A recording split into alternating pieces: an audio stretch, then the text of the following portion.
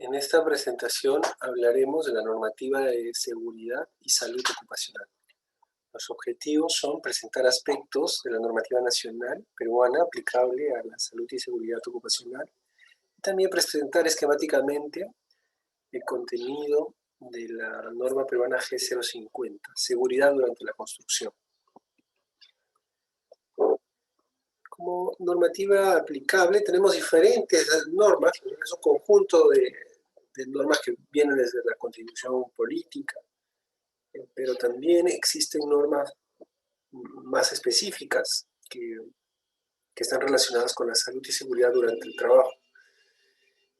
Una norma, este es el Decreto Supremo 003/97 de Trabajo sobre la Ley de la Productividad y Competitividad Laboral, indica que se regula como causal de despido por falta grave la reiterada inobservancia del Reglamento de Seguridad e Higiene Industrial, aprobados o expedidos por la autoridad competente que revista gravedad. Esto es parte de lo que en la obra podemos decir que si una persona tiene reiteradamente, repetidamente las faltas, no cumple con el reglamento de seguridad y se pone en riesgo a sí mismo y también a sus compañeros de equipo y genera una cultura negativa con respecto a la seguridad, y si esto se demuestra, por supuesto, puede ser un causal de despido. También podemos decir que existe otro decreto donde se habla de que, en este caso, como derecho del trabajador, se puede considerar como un supuesto de hostilización el hecho de que el empleador no observe o no proponga o no disponga las medidas de higiene y seguridad, y esto puede afectar o poner en riesgo la vida y la salud del trabajador. Es decir, que es un derecho para el trabajador el poder recibir las condiciones de trabajo seguro. Y esto es exigible también a todos los empleadores para evitar tener una exposición al riesgo.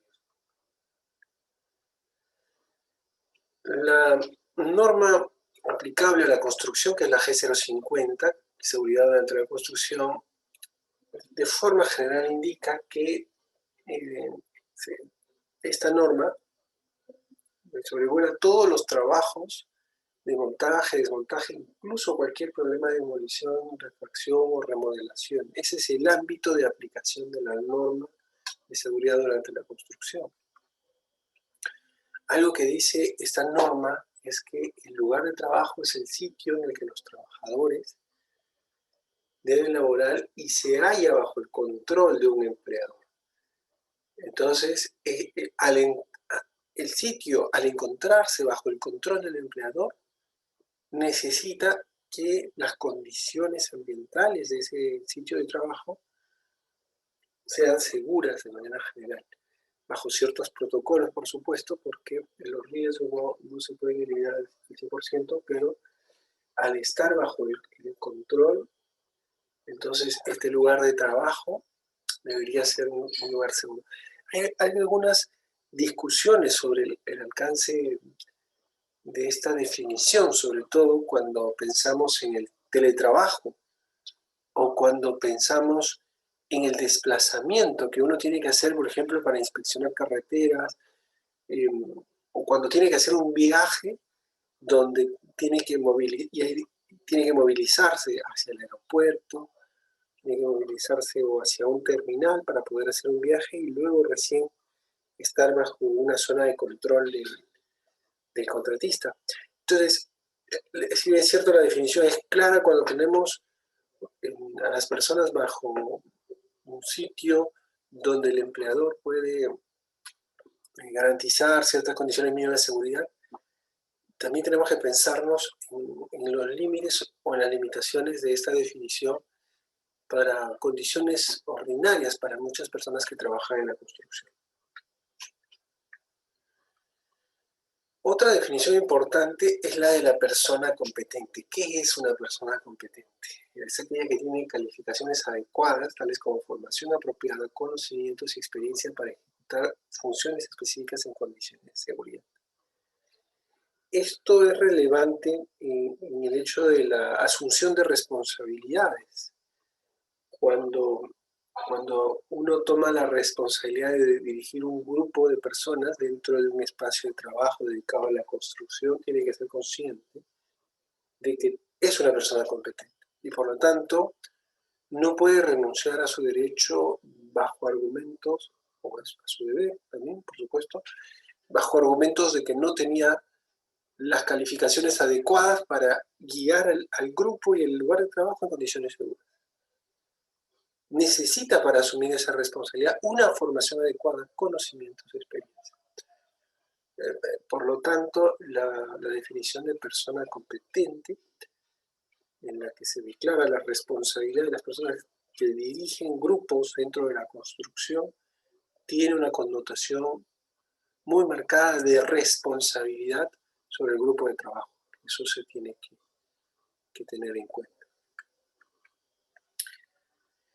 Este es el esquema de cómo está organizado la norma G050.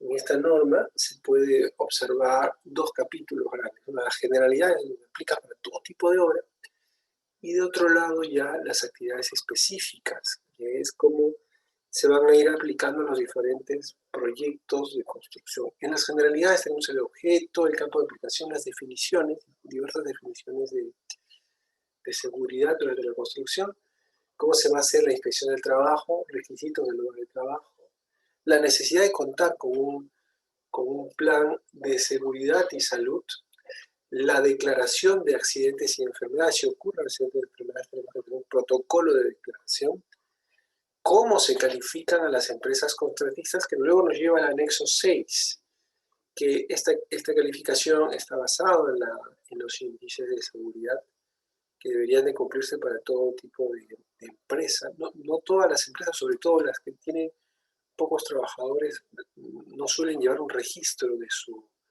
sus indicadores de seguridad, pero es necesario porque es la única manera de transversalmente poder ver que todas las empresas tengan un comportamiento adecuado en cuanto a indicadores de seguridad. También se habla de la protección contra incendios y del equipo básico de protección personal.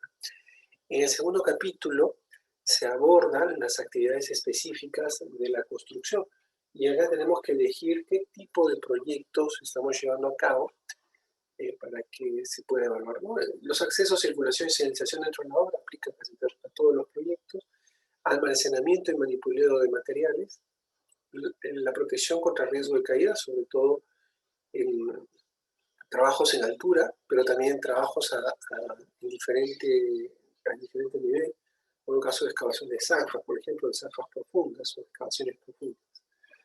Trabajo con equipo de izaje, obras de construcción pesada, totalmente movimiento de tierras, por ejemplo, utiliza grandes maquinarias, construcciones hidráulicas, enrocados, bocatomas, derivaciones, obras marítimas, donde en muchos de estos casos hay que considerar el estudio de avenidas, el retorno, las periodistas de retorno para trabajar en condición segura, y también en casos donde se tenga que trabajar bajo agua.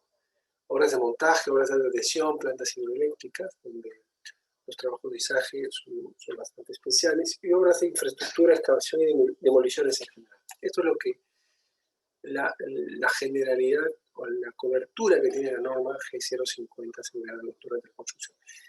Esta norma también tiene algunos anexos. El primero es el botiquín básico de primeros auxilios, que deben de revisarlo para tenerlo en cualquier proyecto. El Código Internacional de Señales de Seguridad, el anexo 3 sobre el cuadro de códigos para investigación de accidentes, que es un formato general, y el formato de índice de accidentes, el Código Internacional de Señales y Paisajes, y finalmente la clasificación de las empresas en función de los índices de seguridad. Podemos decir, como ideas finales, que la seguridad y la salud de un trabajador responde a la preservación de sus derechos fundamentales. Ese es el primer espíritu, el espíritu supremo del cuidado que uno debe tener desde el punto de vista del empleador, desde el punto de vista del trabajador, el compromiso, no solamente compromiso único con la persona, en este caso con el trabajador, sino las implicancias que tiene en su entorno próximo. Y por lo tanto, la seguridad además de ser, por supuesto, un derecho de cuidarse a sí mismo, también consiste en cuidar a los que están muy cerca. Y las actividades de la obra pueden tener implicancias en la salud de los terceros más allá de los límites de la obra, y es algo que tenemos que también reflexionar.